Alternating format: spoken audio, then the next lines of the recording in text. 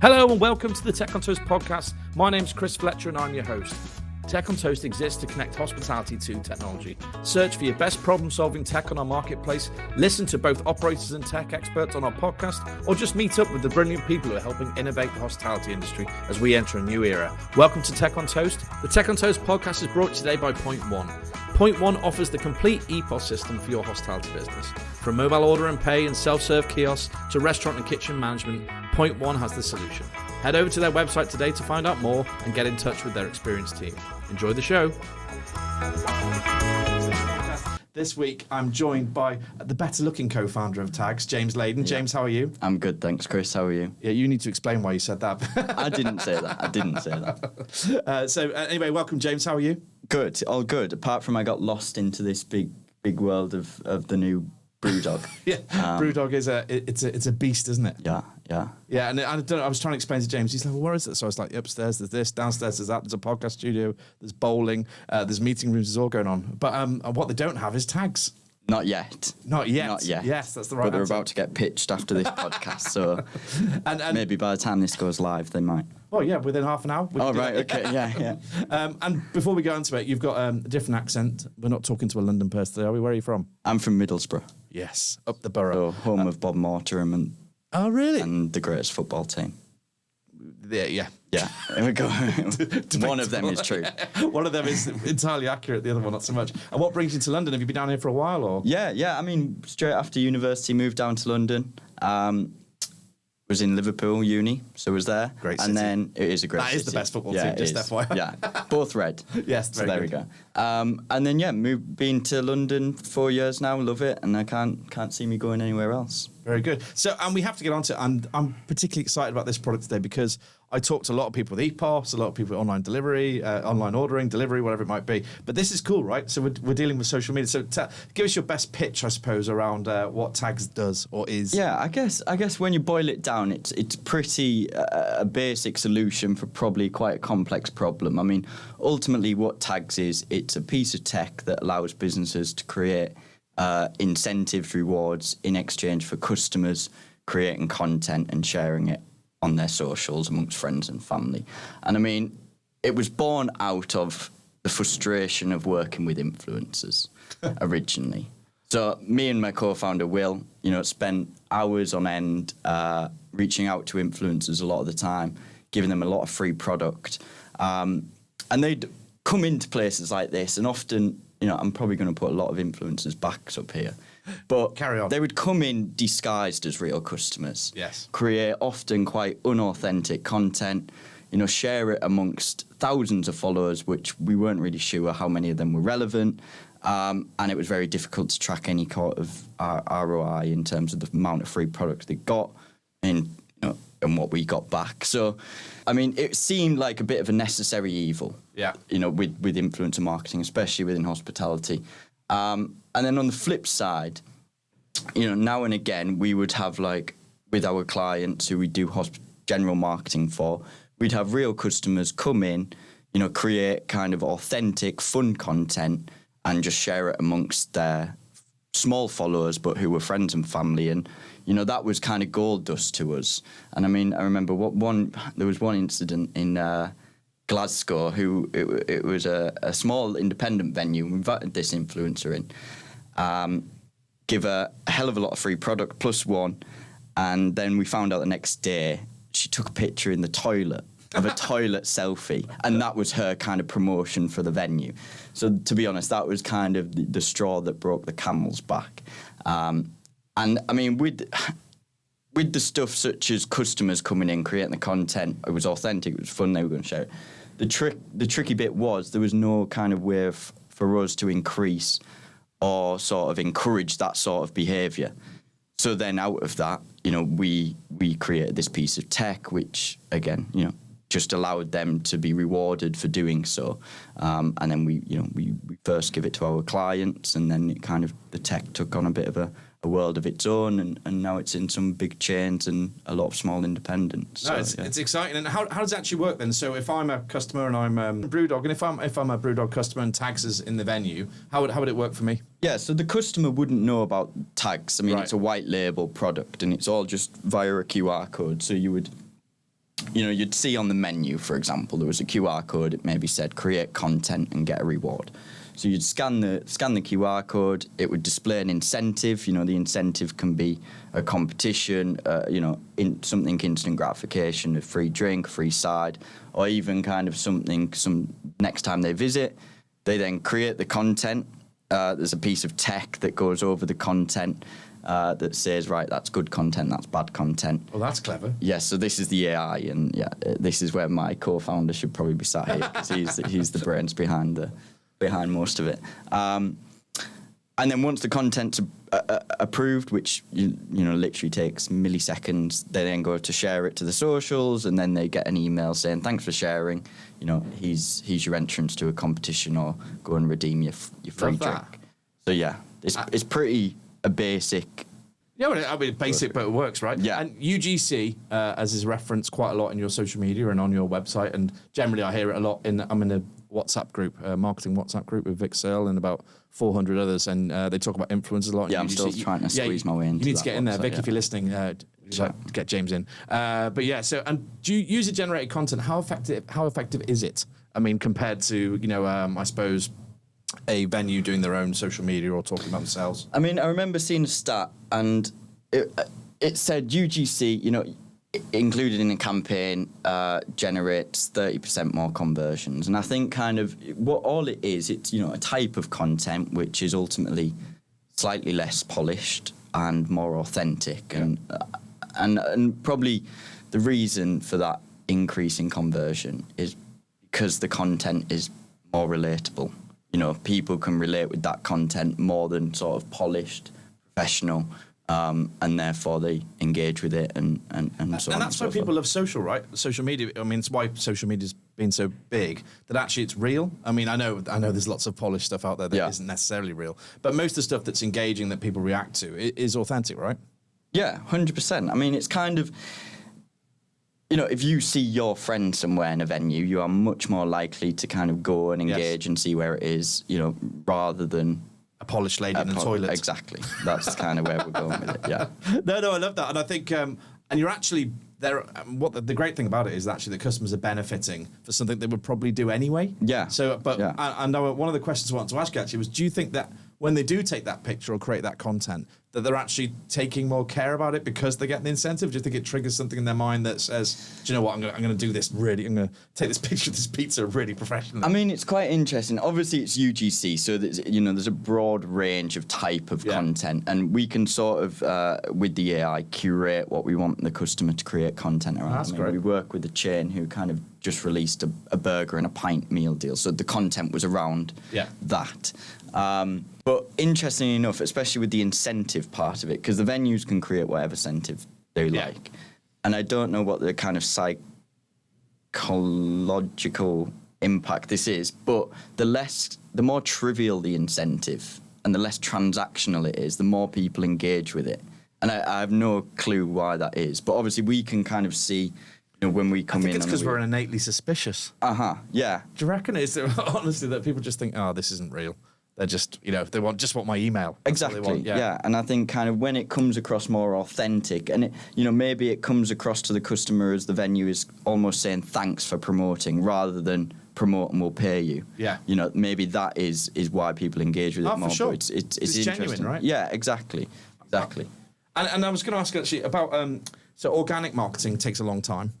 You're constantly plugging away. I mean, I do, my own marketing for Tech on Toast, and I've got someone who helps me now and helps me do it. But it's a long burn, right, to build a following. So do you feel like are you speeding up that process potentially with UGC working with these venues? Are you helping them to get to their goal quicker in terms of followers and engagement and transactional and not transactional, sorry, but in terms of engagement and conversion? Conversion. Yeah. Yes and no. I think yes in terms of. Well, so let's start with the no. I think it always takes time, right? Yeah. I mean, building a brand takes time, and there's no kind of magic tool out there that fixes everything. And if you're being told there is, you're probably being lied to.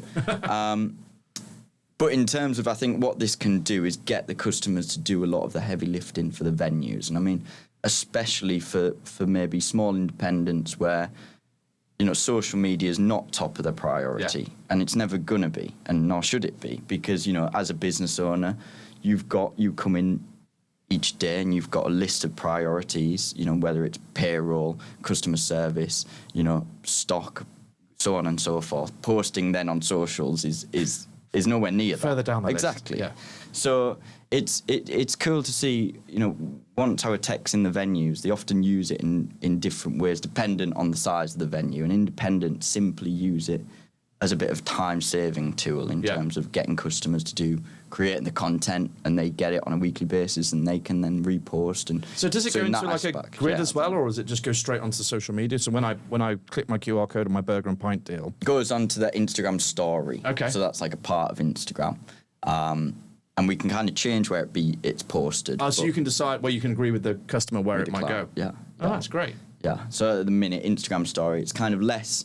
of a commitment for the customer in terms of, like you just mentioned, they're almost on the fringe of doing it anyway. Yeah. And, the tool doesn't get people to post on socials that would have never done it before. Yeah. Like, for example, my dad.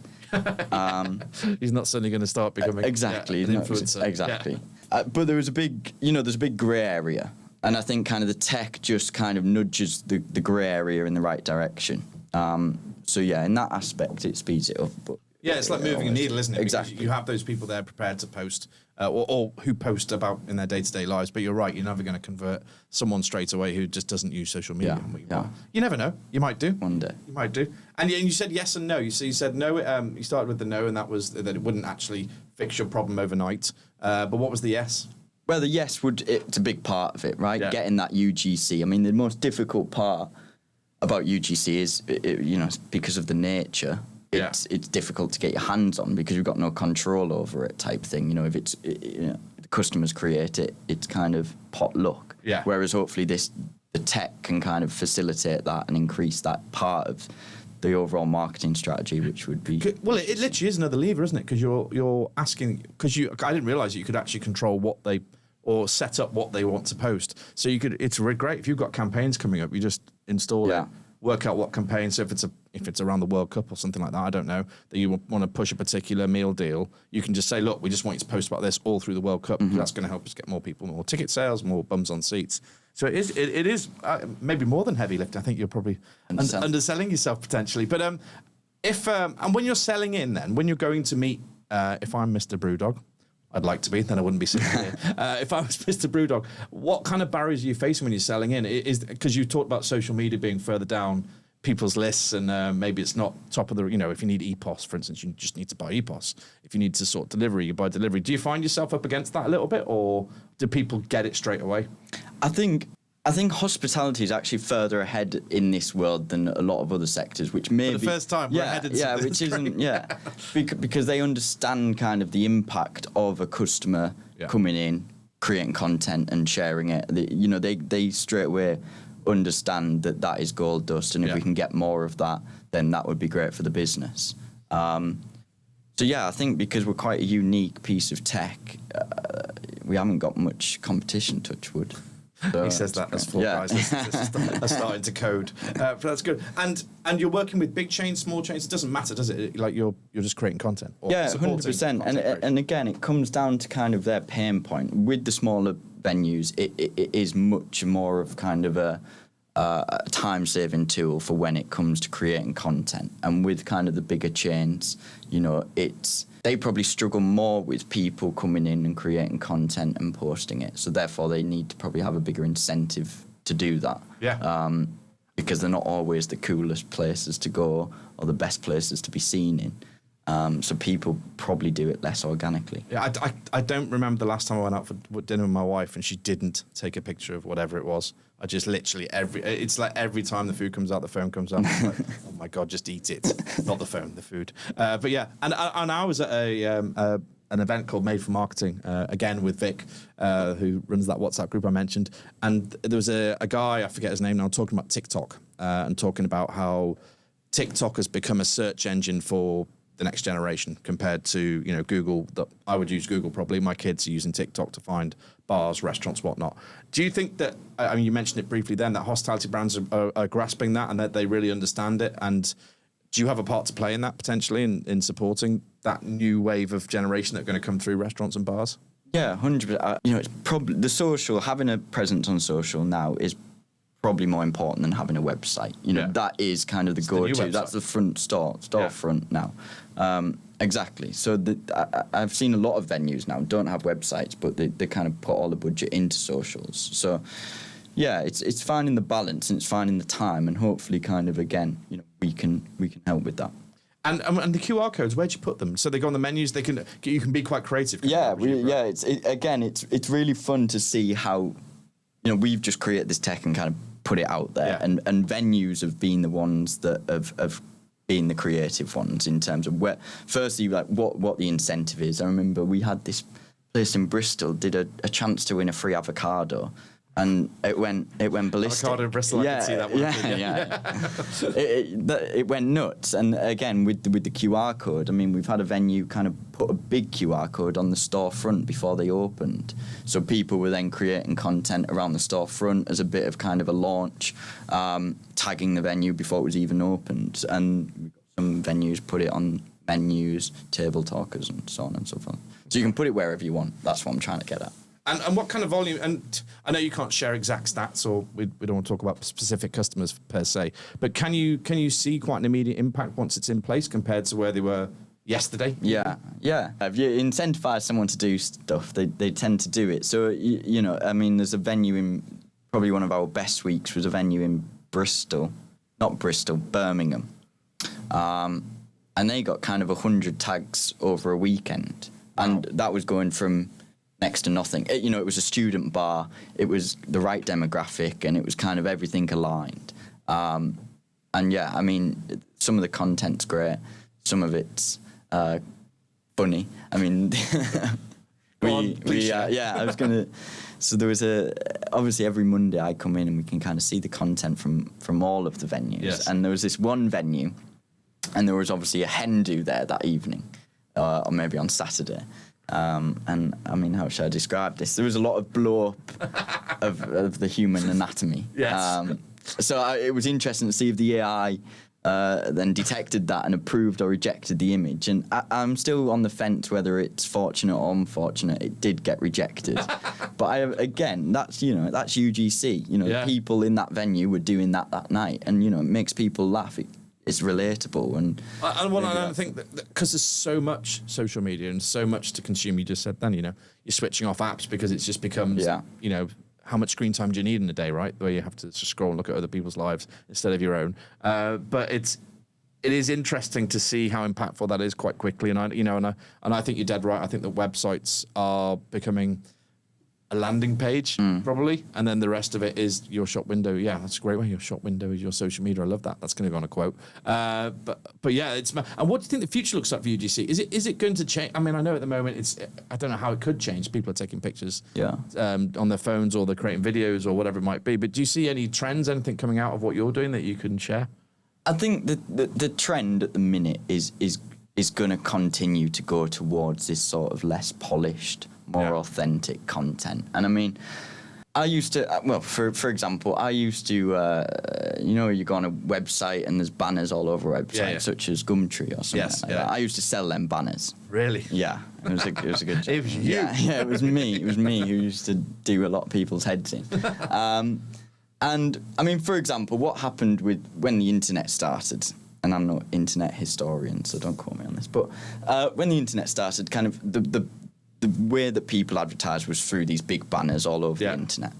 And then what happened is people became kind of immune to these banners, and engagement off these banners dropped off a cliff. And, you know, there was a phrase coined called banner blindness, which is simply, you know, when you go onto Google now, you know, you search something, you sort of kind of automatically skip past the ads and go straight to the organic bit.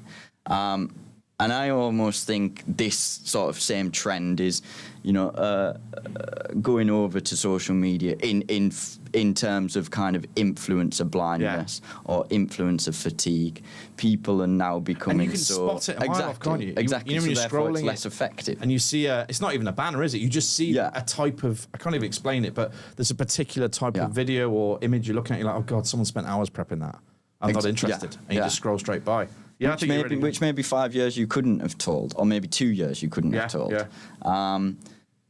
So now, the combat to that banner blindness was something called native ads, which was adverts that almost looked like the website, and the idea was people wouldn't know the difference, but they'd click on it and engagement was great. Got it. So then we sold them.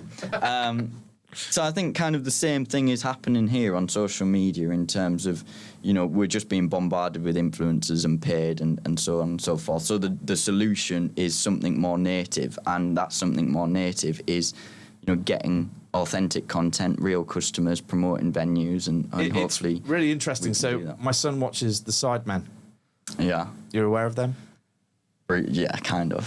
So The Sidemen are a bunch of I think 10 lads, must be late teens or early 20s, I think, no older, all millionaires. Yeah. Creating content, ridiculous content, like can you spend £1 million in 5 minutes, and they'll run off to the shops and try and buy stuff.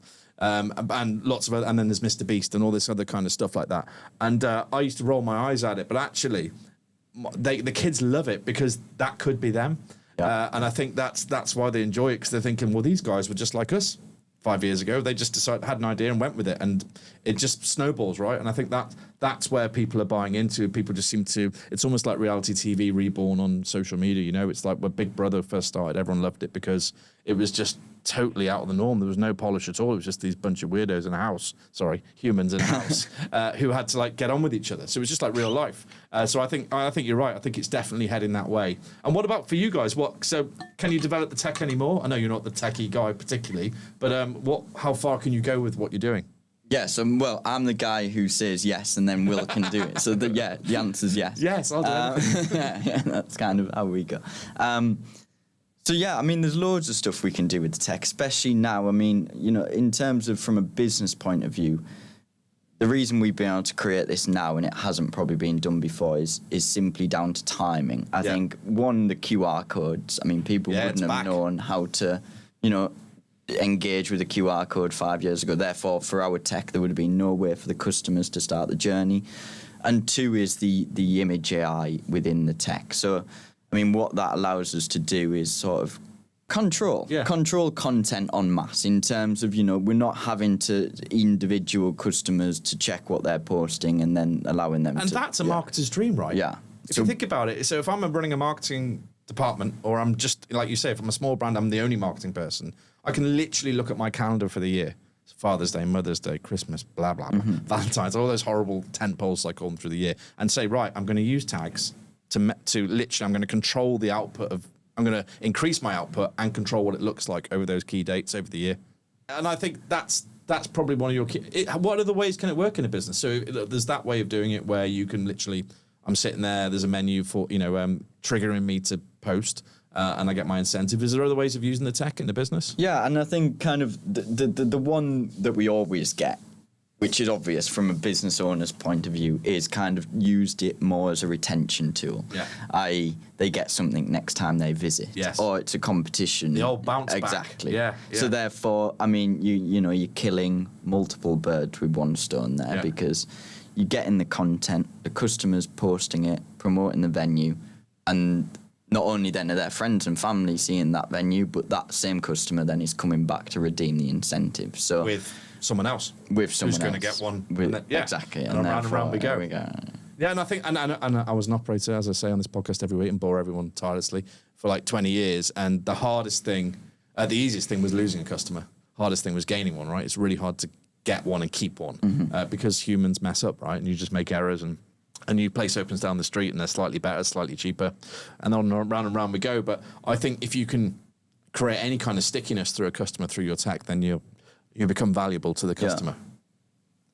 Hopefully, that's the goal. He agrees. Yeah. Okay, great. Look, and where do we find out more about Ttagz? So obviously, it's gonna be in Brewdog within 4 weeks. Yeah. So that's a given. But where else would we find you? Probably on our website or on our social media. Yeah. So you can't say website now. What is your website? Ttagz. So it's ttagz.co.uk. Why? I'm guessing this is an SEO thing. Why? Well, no, it was because we couldn't afford the single T. We're a startup, so we're I love it. Tight. There's so many cool web addresses out there that were just caused by people going, I'm not paying that. Exactly. Or I can't pay that. So great. Sorry. Ttagz. .co.uk. .co.uk, great. And obviously social media, you're out there doing your thing.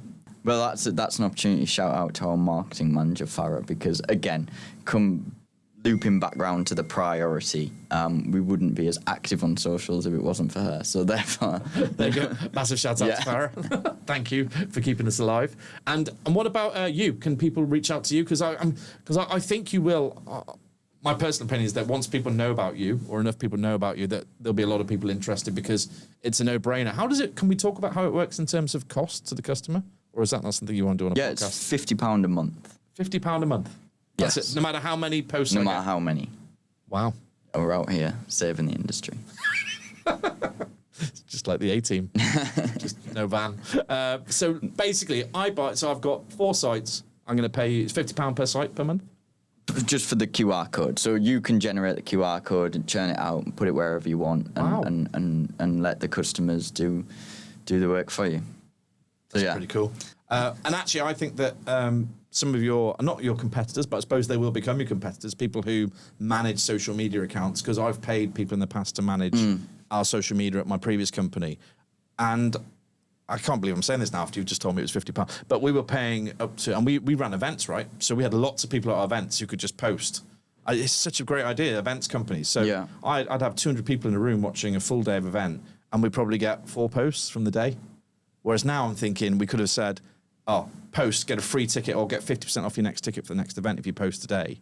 And that would have and that does 2 things. One, it fills my room next time round for half price, but I don't care because I just got a full room. And 2, I get loads of content out of it. Yeah. And obviously it was a human creating content for us. Mm-hmm. And the problem is, and I'm really a control freak, so my brand is my brand, and I find it really hard to explain my brand into someone's head. It's really difficult, and I think that restaurants and bars and hotels and clubs, well, they're the same, right? They know what they want to project, but they can't really control it, but now they can. Well, exactly. I remember a venue telling us once, kind of asking us a question, kind of, what's the demographic of people that use it? And I think kind of another great thing, if I don't say so myself, is the demographic that use it are your customers, and therefore the demographic that follow your customers are likely to be your customers. So it's kind of a knock-on effect in that sense. Like we're not an app, we're not kind of an app that has people download it and go to. You're monetizing user-generated content, but not just for Ttagz, for your customers. Yeah. So that's what's cool about it. Everybody wins, right? So it's a nice kind of ecosystem of happiness. Ecosystem of social media happiness, if that even exists. Look, that's great. And what about you? Can we contact you on LinkedIn, or are you going to hide? Do you talk to people? Yes, LinkedIn. Yeah, I'm there on LinkedIn, James Laden. You haven't deleted that app? No, I haven't. No, I like LinkedIn. Actually, I don't like LinkedIn. Sometimes I like LinkedIn. I'm not even going to get into why you don't like it. And are you happy to share your email if there's someone listening? Yeah, James at Ttagz.co.uk. James at Ttagz.co.uk, and that's Ttagz. I think it says Z.